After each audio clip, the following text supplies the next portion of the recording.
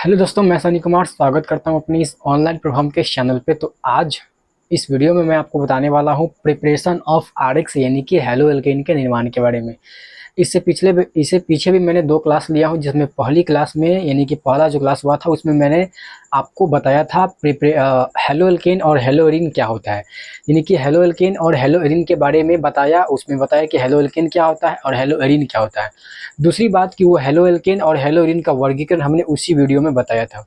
दूसरा क्लास जब हुआ था तो दूसरा क्लास में मैंने आपको बताया था हेलो एल्केन का निर्माण, क्योंकि जिसमें 2 टॉपिक आ रहे हैं, हेलो एल्केन और हेलो एरीन। तो हेलो एल्केन का निर्माण हमने जाना एल्केन और एल्किन के द्वारा। तो ये 2 क्लास हम पिछले 2 क्लास हो गया है मेरा।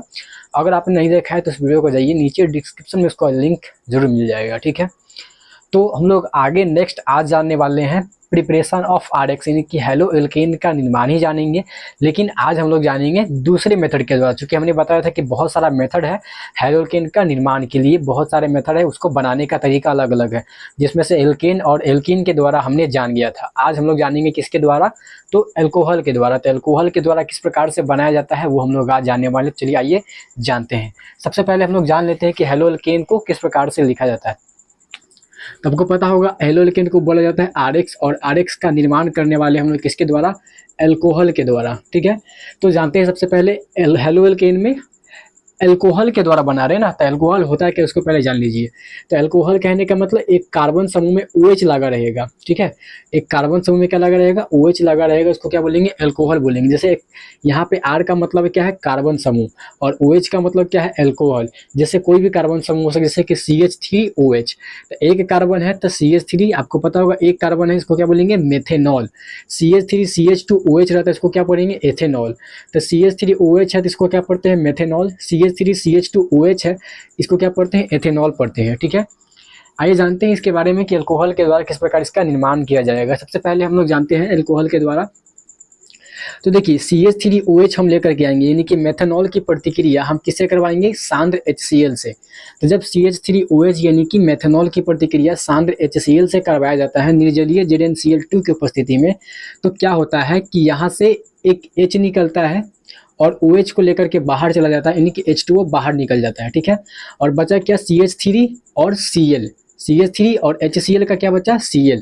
तो CH3Cl मिल गया और क्या बन गया, CH3Cl। चूंकि हमको क्या बनाना था, CH3Cl बनाना था। क्योंकि RX कहने का मतलब क्या, कि R मतलब कार्बन समूह और X का मतलब कोई हैलोजन, हमको इसमें क्या करना है, जोड़ना है। तो हमने क्या किया, RCl यानी कि CH3Cl बना लिया, और इस प्रकार से हमने हेलो एल्केन का निर्माण कर लिया। अब यहाँ पे देखने वाली बात यह है कि जब HCl जो होता है, HCl और जो ZnCl2, ये निर्जलीय ZnCl2 की उपस्थिति में हमने अभिक्रिया करवाया है। तो जब HCl की अभिक्रिया मतलब HCl विथ मतलब यहाँ पे जो निर्जलीय ZnCl2 है, ZnCl2 जो है जिंक क्लोराइड जो है, वो आपको यहाँ पे उत्प्रेरक की तरह कार्य कर रहा है। अब जानेंगे, हम लोग आगे जानेंगे उत्प्रेरक की तरह किस प्रकार से कार्य करता है, उत्प्रेरक क्या होता है, और इसके रिगार्डिंग एक टॉपिक भी है, आपको पढ़ना है। तो ZnCl2 जान गए। तो CH3OH की प्रतिक्रिया HCl से करवाया जाता है ZnCl2 की उपस्थिति में, निर्जलीय ZnCl2 की उपस्थिति में। तो CH3Cl बनता है और H2O गैस बाहर निकलता है, H2O बाहर निकलता है, ठीक है, जल बाहर निकलता है।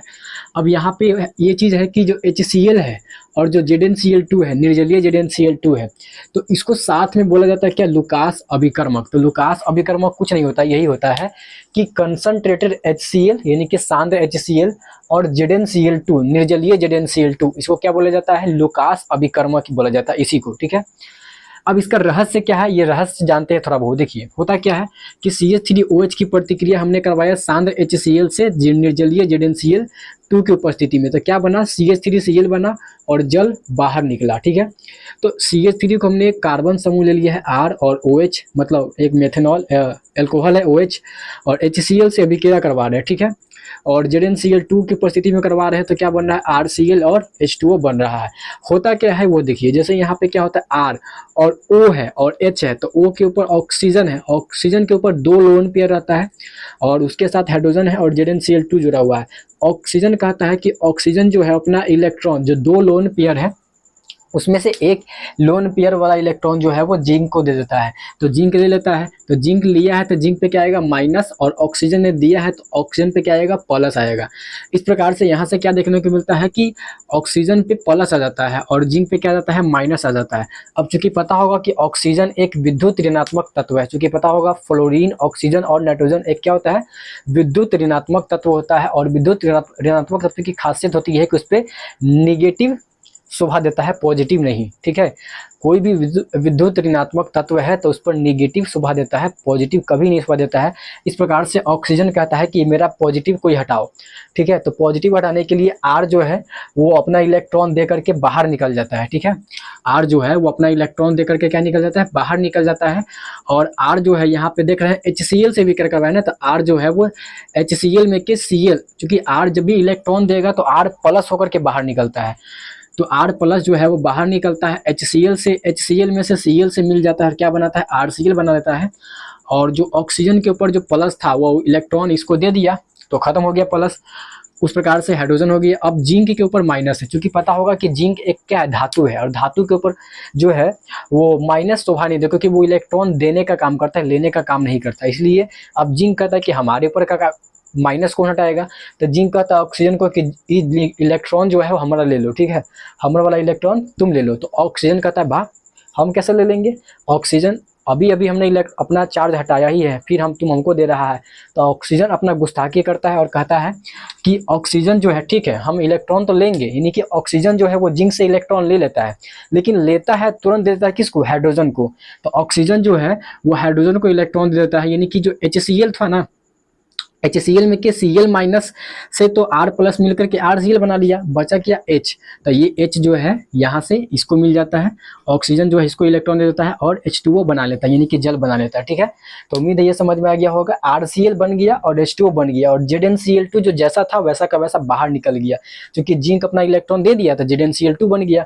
तो ZnCl2 हमने बताया क्या है, एक उत्प्रेरक है, और उत्प्रेरक एक ऐसा पदार्थ होता है जो रासायनिक अभिक्रिया को करवाता है, और वो अपने आप में किसी भी प्रकार का कोई परिवर्तन नहीं करता है, उसके चाहे बनावट हो चाहे संगठन हो, उसमें कोई परिवर्तन नहीं आता है, वो जैसा है वैसा ही रहेगा, बस वो आया था अभिक्रिया करवाएगा और वैसा का वैसा चला जाएगा। जैसे आप बस को देखते हैं, बस पर चढ़ते हैं तो हमको कहीं जाना होता है तो वो जाकर के उतार देता है हमको, बस में कोई बदलाव नहीं आता है, उसका काम क्या होता है हमको एक जगह से दूसरी जगह ले जाना। उसी प्रकार से उत्प्रेरक का कार्य होता है, वो अभिक्रिया को करवाता है लेकिन उसके अंदर कोई बदलाव नहीं आता है।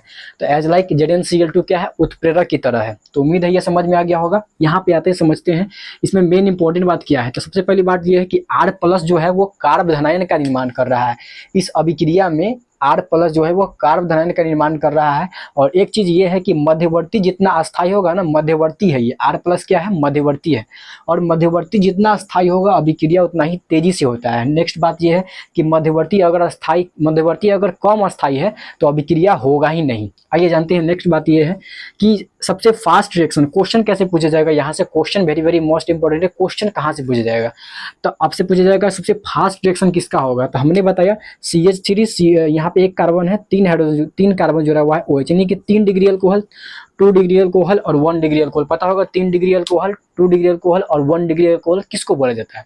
3 डिग्री अल्कोहल मतलब OH जिस कार्बन जुड़ा हुआ है वो आगे 3 कार्बन से, उसको 3 डिग्री अल्कोहल। OH जिस कार्बन जुड़ा हुआ आगे 2 कार्बन से 2 डिग्री अल्कोहल कहते हैं उसको। OH जिस कार्बन जुड़ा हुआ आगे वो 1 कार्बन से जुड़ा हुआ है उसको क्या बोलेंगे, 1 डिग्री अल्कोहल, ठीक है। अब नेक्स्ट ROH की अभिक्रिया हम क्या किसे करवा रहे हैं, ZnCl2 से करवा रहे हैं, ठीक है। और क्या मिल रहा है हमको, RCl मिल रहा है और H2O बाहर निकल रहा है, यानी कि इसमें बॉन्ड जो है वो किसका ब्रेक होता है, ROH का बॉन्ड ब्रेक होता है, ROH का बॉन्ड टूटता है और बीच में मध्यवर्ती क्या बनता है, R प्लस बनता है। R प्लस यानी कि कार्बधनायन का निर्माण होता है, ठीक है। आइए जानते हैं फिर आगे नेक्स्ट बात क्या है कि जब CH3 यानी कि 3 डिग्री अल्कोहल, 2 डिग्री अल्कोहल और 1 डिग्री अल्कोहल में आपको विभेद करना होगा तो कैसे करेंगे। तो जो यहाँ पे ROH के बीच का बॉन्ड टूटेगा, यानी कि यहाँ कार्बन और ऑक्सीजन के C और OH इसके बीच का बॉन्ड टूटेगा, ठीक है। और कार्बन क्या बनेगा, यहाँ पे कार्बधनायन का निर्माण होगा, तो 3 डिग्री कार्बधनायन का निर्माण होगा यहाँ पे 2 डिग्री कार्बोहाइड्रेट का निर्माण होगा, यहाँ पे 1 डिग्री कार्बोहाइड्रेट का निर्माण होगा।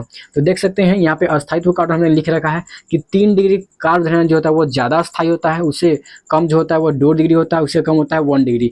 यानी कि सबसे ज़्यादा कौन बनेगा तो 3 डिग्री कार्बोहाइड्रेट, उससे कम कौन बनेगा तो 2 डिग्री, और उससे कम कौन बनेगा तो 1 डिग्री कार्बोहाइड्रेट बनेगा। उम्मीद है समझ में आया होगा। 3 डिग्री, 1 डिग्री और 2 डिग्री और 1 डिग्री में।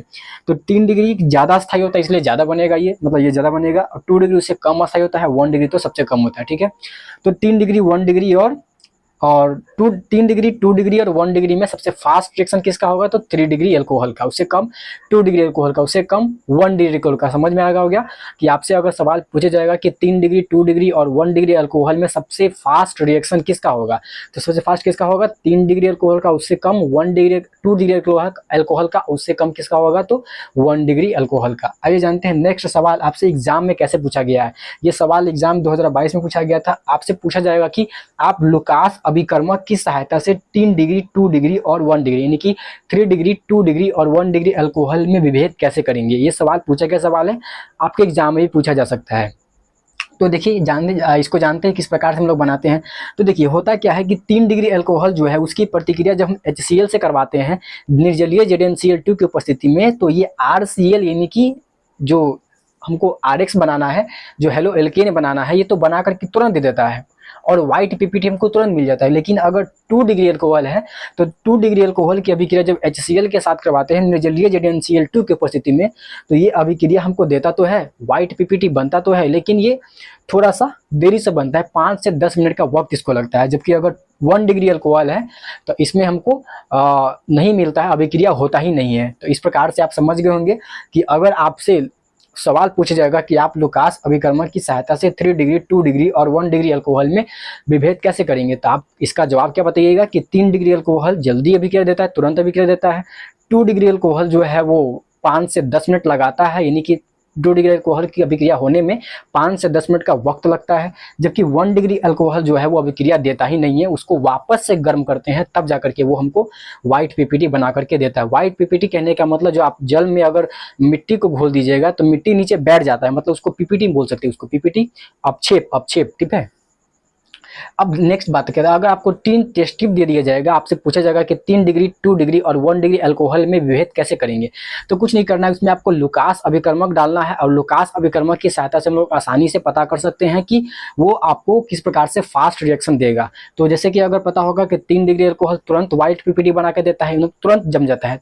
ठीक है, और 2 डिग्री अल्कोहल जो है वो 5 से 10 मिनट का वक्त लेता है, और 1 डिग्री अल्कोहल जो है वो PPT बनाएगा ही नहीं। जब PPT बनाएगा ही नहीं तो उसको क्या बोलेंगे हम, वो 1 डिग्री अल्कोहल है। ठीक है, अब नेक्स्ट बात ये है कि आप अगर हमारे व्हाट्सएप ग्रुप से नहीं जुड़े तो ज्वाइन कर लीजिए, आपको नीचे डिस्क्रिप्शन में उसका लिंक मिल जाएगा।